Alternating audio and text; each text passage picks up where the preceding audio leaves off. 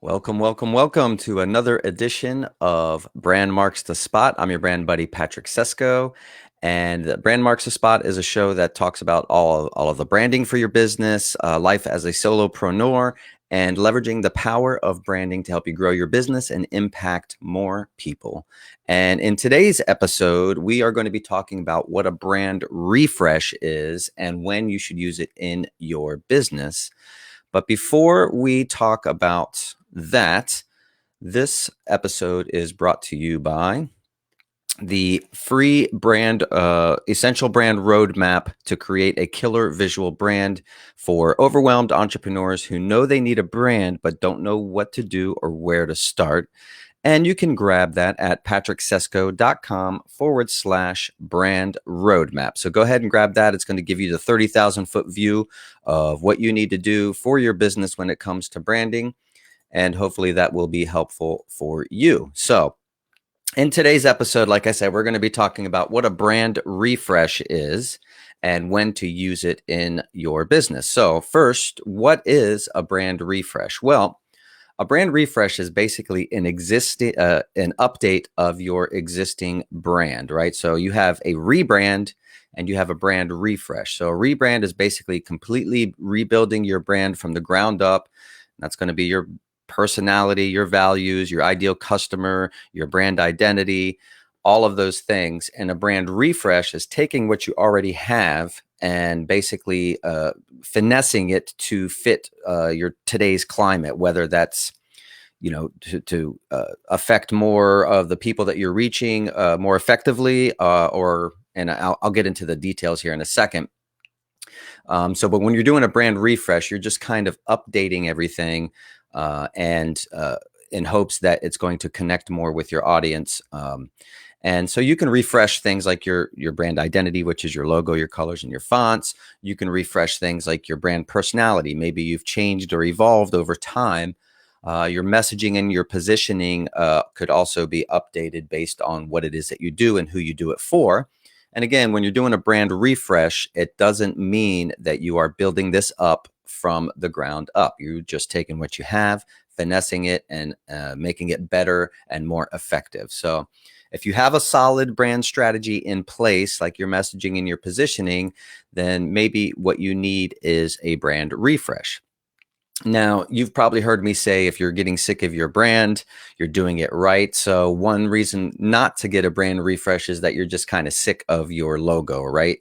As long as it is effective, that's good. Now, if it's not effective, then and you are sick of your logo, then it's probably a good idea to refresh that, right?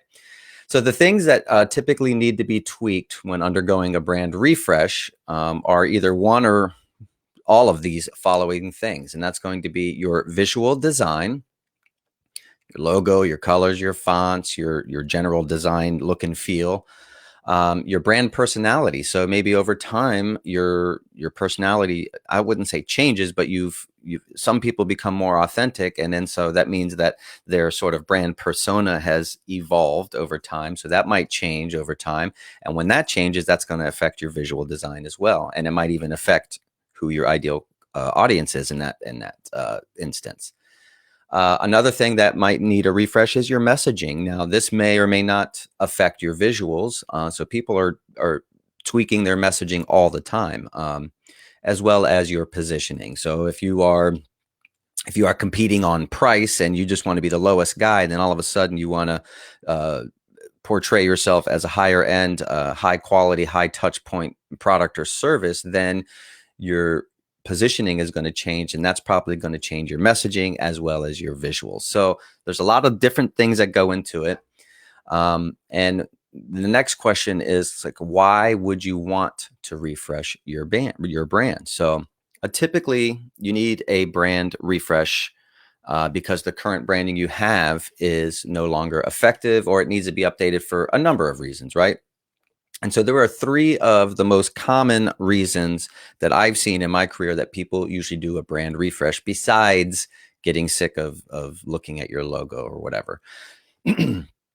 So the first one is the first reason or most common reason why people tend to refresh their brands are your ideal customer or your audience has either evolved or changed completely, right? So either your current ideal customer avatar or your audience has evolved. So maybe they've been with you for a long time and now they've become more product and solution aware of what you do. So maybe your identity now is not resonating with them more because you are more focused on, say, the newbie, right? So that might change your messaging or your design strategy, right? So and alternatively, you've changed your offering completely, sort of as it relates to that last point. So maybe you need to attract an entirely new, different audience. So that might affect whether or not you're going to update your brand. The second most common reason that you might want to do a brand refresh is that the market has changed, right? So markets are always changing. And if you can't evolve with the markets, you're going to eventually become obsolete or ineffective, right? So you just think of, in the 80s and 90s, the photo mats, right? Where you'd have to get the 1 hour photo development from your disposable camera or your film camera. Well, when digital cameras came out, they basically made all of that obsolete virtually overnight. So some of those businesses pivoted and went all in with the digital, where others like Kodak kind of, let the ball drop, and I ended up going out of business over time. So, so whether your market has evolved, those are the things that you want to take a look into when you're doing a brand refresh, and do an audit of what it is you're putting out there based on what the market conditions are, right?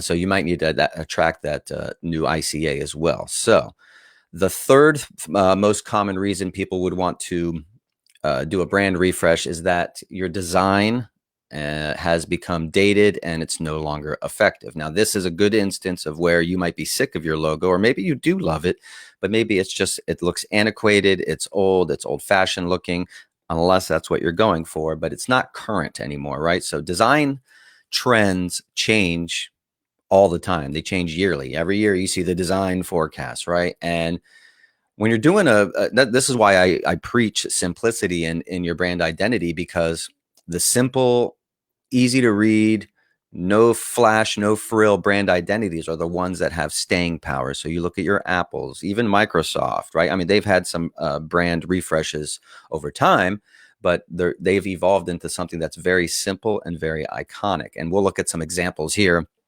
in a little bit. So yes, the design trends change. So you remember the Web 2.0 aesthetic or the anamorphic aesthetic on the original iPhone. Those things change, right? So that's going to change how you're going to promote your business and put yourself out there. So again, keep things simple and you have a lesser likelihood of needing to do a brand refresh over time, right? So the most common out of those three categories of things that you're going to tend to refresh is always typically your visual identity. And this is your logos, your colors, your fonts, and your design style, because those are the things that change in the market most often, I think. So don't get this confused with being sick of your brand, right? So if you're sick of your brand and you're doing well, but you're just sick of looking at it, you don't want to change it. But if your business is not getting traction and your brand identity is very stale, or it's not congruent with your brand personality or your messaging, then that's one thing that you want to start looking into when it comes to refreshing your brand, right? So like I said, design trends fall out of favor and your brand can be visually dated. And I'm going to show you some examples of some big name brands here in a moment that that'll show you what they did with the brand refresh. And you'll often see times that they move more towards a simplistic looking brand, but that it's a little more effective, right? So maybe your colors and your fonts no longer communicate your personality or represent your offering, right? And then lastly, your logo is outdated and no longer represents what you convey in terms of your quality. So maybe you've had a logo for maybe you've been in business for like 5 years and you've had this logo that you had, your brother's nephew, your brother's son, or your nephew create and MS Paint or something. And over time, in the beginning, that was great. It served you well. But now that you've had more experience and you're getting more clients and you're charging higher rates and you have this logo that looks very amateurish and doesn't convey quality, that's going to be an opportunity to refresh that brand. So that way it conveys the quality that you are, the perceived value and the quality that you exude to your audience, right? So the things to consider when doing before you do a brand refresh. So one, and we're talking the visual brand now, okay? Do your colors and fonts still convey your personality, right? Do they still convey that mood that is in alignment with how your brand persona is put out into the world? Does your logo look outdated and clunky or amateurish, right? Is it all pixelated? So you have to look at all of these things because those are the times that you're going to need a brand refresh. Or, again, has the market condition changed to where your offering isn't necessarily in line with what's out there? So if the market conditions change and you need to pivot to change what your offer is, maybe you could use your same visual branding, but you might also need to update that as well. And lastly, does your general design style still represent your brand personality, your values, your offers, all of those things, right? So some of it is subjective, but then there's also a lot of what I say you have to do in that first phase of the design phase or the branding phase, which is the discovery phase. And that's understanding your ideal audience, your messaging, your positioning, your brand personality, your tone of voice. All of those things might change based on whether or not the market conditions change, based on whether or not you have changed your offerings or you're pivoting your business to doing something else or you need a new audience. So you have to think about all of those things when you are doing a brand refresh, right? So things to do during a visual brand refresh. I'm going to give you the top 3, and it's the simplest and easiest way to make a splash, if you will, when you're doing a brand refresh.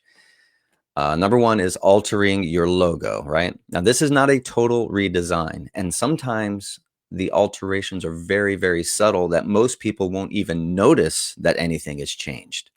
So that's one. Updating your colors and fonts. Like I said, colors and fonts tend to be very trendy. Some fonts are very popular for certain amounts of time, and they'll fall out of favor over time, and they might look dated. So you have to look at that to make sure that what you're putting out there feels fresh and feels in line with your personality and what you offer. And then lastly is finessing your design style. Does your design style represent who you are? Does your design style connect with your audience? Are you telling visual stories via your design style that are in line with, again, your values, your personality, what it is you offer, the quality of work you do, all of those things, right? So now what I want to do, that's kind of a really quick rundown of what you might need to do for a brand refresh and what it is. So you don't always have to reinvent the wheel. You're just kind of tearing things down a little bit and putting a little bit of a new facade on it, or just sort of tweaking it to making it a little bit better than it was, right?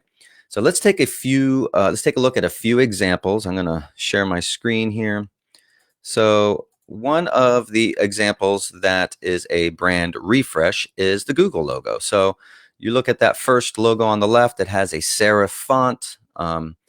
And even prior to that update, the letters were actually sort of had this like 3D drop shadow beveled look on it. And so it's very dated.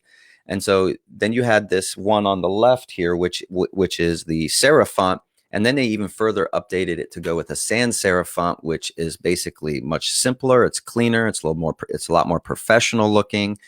And when you look at their overarching brand identity with all of the design and different icons they use for their different products, it all fits in together. So they had to do this brand refresh. They didn't change their colors, or if they did, they might have tweaked them just a little bit, but they changed their aesthetic to be more simple and cleaner. And it really gives them this feeling or this thought of just thought leadership, right? So they're up now with, your Apples of the world. So the next one is Starbucks. So you look at the original Starbucks look. Well, that's not even the original one, but that's the one previous to what they've done now. And it says Starbucks coffee, and it's a little bit more detailed. And Typically, only large brands can do this that have already had so much, brand leverage. Like their brand has been so part of the lexicon of our society. So everybody knows Starbucks. So just like Nike and Apple, they can present their businesses with just their logo marks and no words, as well as Target. Now Starbucks can do that because they've had that sort of legacy, if you will. So people know what Starbucks is. They look at the logo, they know what it is. They don't have to see the words Starbucks. So they're leveraging that little illustration. So you'll notice that they just pulled the illustration out from the center, simplified it a little bit, made it cleaner and more prominent. So that just gives it a little bit more oomph, right? So next up, we have Southwest Airlines. Southwest Airlines was initially like, the budget airline, and they have a picture of their iconic planes, which are pretty cool.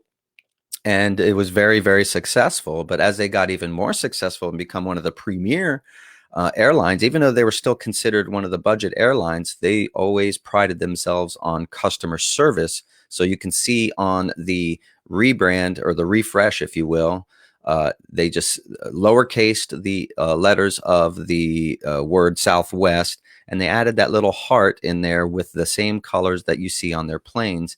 And that just shows their love and passion for flying and customer service. And it's had a huge impact, and they've become wildly more successful than they were prior to that. Next one, Dunkin' Donuts. Over time, it used to be, when I was a kid, it was Dunkin' Donuts. There was no DD, there was no Dunkin', right? It was just Dunkin' Donuts. But over time, people became more aware of the brand, and they were starting to call it DD, and then saying, "Oh, I'm going to Dunkin'," right? So they took that cue from their audience and basically leveraged it now to affect their branding. So now it's just Dunkin'. I mean, they're still called Dunkin' Donuts, but part of their visual brand now is just Dunkin'. You can see they changed the colors of the font, the colors slightly, and they just updated it to where it's just the word Dunkin'. Now, sometimes when you're doing brand refreshes, they work really great, and sometimes they don't. This is one last example of a solid refresh, in my opinion, and this is Holiday Inn versus the left is the old, the right one is the new. And they just kind of simplified it, and there's still an homage to that initial script font that they had in the logo, but again, they're just kind of simplifying the mark to the H, Holiday Inn, simplified font. Some would say, oh, well, they're losing their legacy. And I think it's still got a good nod to their legacy in the H there. They lightened up the colors a little bit to make it a little bit more current, so it doesn't have that old fashioned feel. And they're trying to get themselves more into a current, the current market, right? So it's a little bit higher end. That's what it's supposed to look like. Now, sometimes brand refreshes don't go so well. Some might argue that this was a good brand refresh. It really depends, but I think that the logo on the right is beautiful. It's a nicely done logo, but I didn't think it was congruent with the positioning of the Olive Garden, right? Because Olive Garden was sort of this rustic, family, Italian restaurant, everyday man. And I think that original logo definitely exuded that sort of rusticness. You have the grapes, you have that textured background. And I think the one on the right is more, like I said, it's a beautifully designed, but it's not congruent with their offering. So, because it took away sort of that family feel, that rustic feel to it. Now it's more cleaner. And I don't think it still jibes with their restaurants, but it's a beautiful design. It's just not necessarily an effective rebrand or refresh. And then famously, I don't know how many years ago, maybe it's been 8 or 10 years now, but the Gap, which is a pretty good legacy brand. It's been around for a while. They had this logo on the left, which is really tall serif letters. And for whatever reason, they decided to refresh their brand, which was a little more than a refresh, frankly. And they came up with this logo on the right. And there was huge backlash, not just in the design community, but just across the internet. And they actually reverted back to the original Gap logo, which really was very smart because there was a lot of brand equity in that. They spent millions of dollars on advertising and positioning of that initial identity. And when they changed it, I mean, they just lost all of the personality of the logo. It's just this black type with a blue gradient square. It didn't make sense. So they reverted back, thankfully, right? And then I'll show you an example of one that I just recently did for my friend and mentor, Bobby Klink, who is an online entrepreneur. He's actually a Harvard Law grad turned online entrepreneur. And when he switched over to doing a personal brand, this was what he had put up, which, it's pretty clean. It's straightforward. He's got his orange and his charcoal gray colors. He's got his brand photos. Very simple, effective, of course. But then as his business grew, as his business evolved, his positioning evolved, his offerings evolved, because he used to be just legal templates. And now he's doing online marketing and email marketing and business coaching. He's very good at all of those things. So he came to me and we talked out through his, I'm going to bring myself on screen here. So we talked out his, about his personality, and he's like, okay, because his business offerings grew and they changed, his audience was changing. He was sort of pivoting from just being the legal guy to being the email and marketing guy. So we needed to incorporate more colors into his brand. We needed to showcase his personality because he has a very stark personality. We needed to showcase that more in his branding. And as his personal brand was evolving, his visual brand was not evolving with him. So what we did was, and I'm going to switch back here. What we did was we went and we expanded upon his orange and charcoal gray, and then we incorporated some different colors that were, some brighter colors. He's edgy. He's more rock and roll kind of guy. So we incorporated some textures and some rough edges, some bright colors, some handwritten fonts. And we also created like a little icon logo for him, so that way he could sort of use that as a badge. And, so that's what we did. And that's a good example of it was a significant brand refresh, but it was an evolution of his brand. So these are the things you have to think about. It's never cut and dry one way to do it. Sometimes you just have to tweak something small. Maybe it's just changing one color in your brand. Sometimes colors are culturally appropriate in one culture and not in another. So depending on who your audience is, maybe you're using a color that may not be culturally appropriate. Maybe it has a different meaning in a different culture or country. So those are the things you tend to learn over time, and you may need to change or update your brand. So that's what I got for you. And just as a side note, Bobby Klink is actually going to be my first live guest on next Tuesday at 11. And he's going to be right here on Brand Marks the Spot. And I'm going to talk to him a little bit about his legal stuff. I'm going to talk to him about email marketing and how it relates to your branding and a whole bunch of other things. And maybe we'll play a little game or something. So I love Bobby. He's having a great run. He's super successful. So I'm excited to have him on. He's a great mentor of mine. So I can't wait to have him on next week. But that's it for this week. We'll see you next week, and kick butt out there. Talk soon.